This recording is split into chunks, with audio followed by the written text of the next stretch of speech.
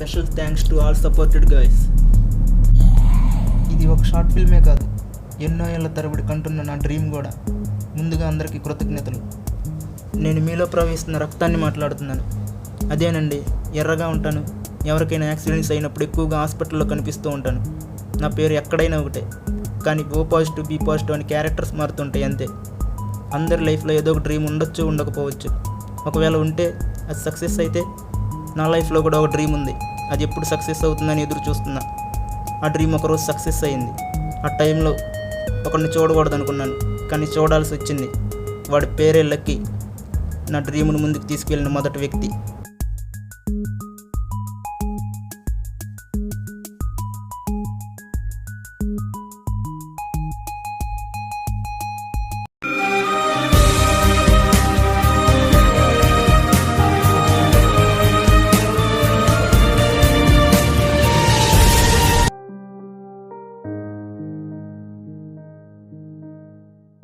జియో నుంచి missed call ఇస్తుంటాడు.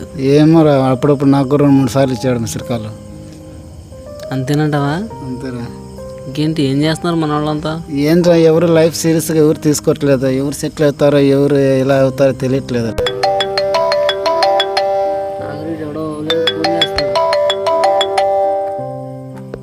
చెప్పరా. అరే విక్కీ, ఆదిగడికి యాక్సిడెంట్ అయిందిరా. అవునా? ఎమర్జెన్సీకి బి పాజిటివ్ బ్లడ్ కావాలంట. మన వాళ్ళు ఎవరైనా ఉంటే చూడు. అరే నాది సేమ్ బ్లడ్ గ్రూప్ రా. ఎక్కడ?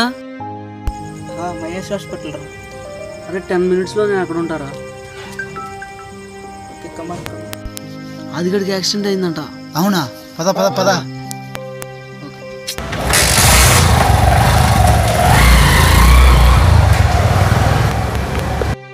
వీడి పేరే లక్కీ. పేరులో ఉన్న లైఫ్లో లేదు. ఇతడే ఈ కథకు మూలం. ప్రజెంట్ ఇతను ఒక జాబ్ చేస్తున్నాడు.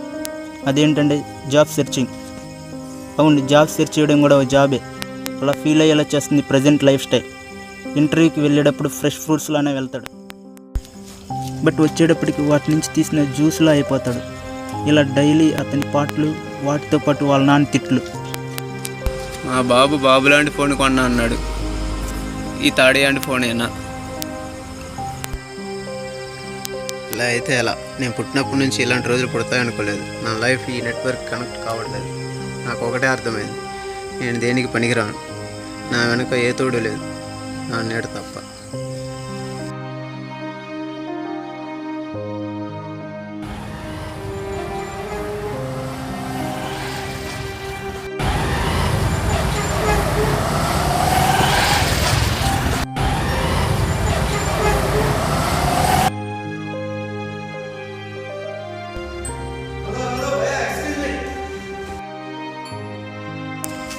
హలో. అయ్యో,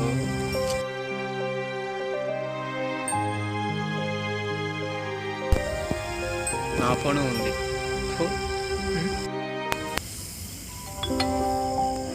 ఏదో ఫోన్ వస్తున్నట్టుంది. ఎక్కడ రైకి?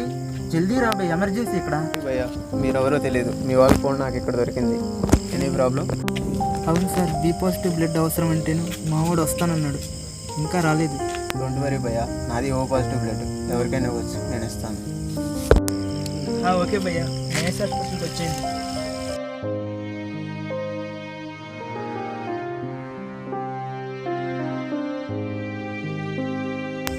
ఎమర్జెన్సీ రూమ్ ఎక్కడ? ఇప్పుడు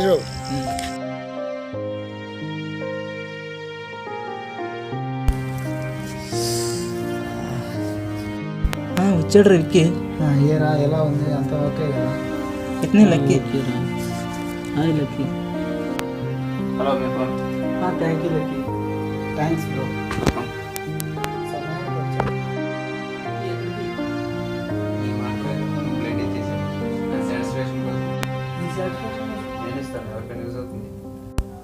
వదిలేరా, మంచి పనేగా, వెయిట్ చేద్దాం.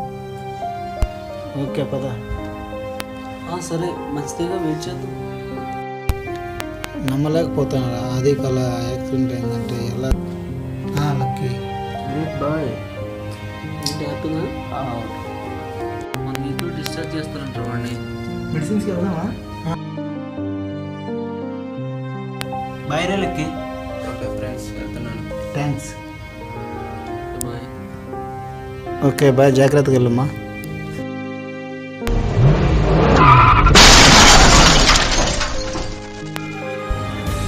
ఇప్పటి వరకు వాడి నోటి నుంచి వచ్చిన మాటలు, మనసులోని బాధలు మాత్రమే విన్నాను.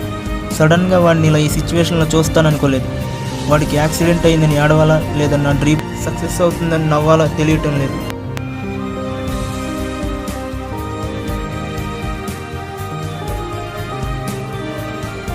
ఎవరికో యూజ్ అవుతుంది అనుకుని అతని సాటిస్ఫాక్షన్ కోసం బ్లడ్ డొనేట్ చేశాడు.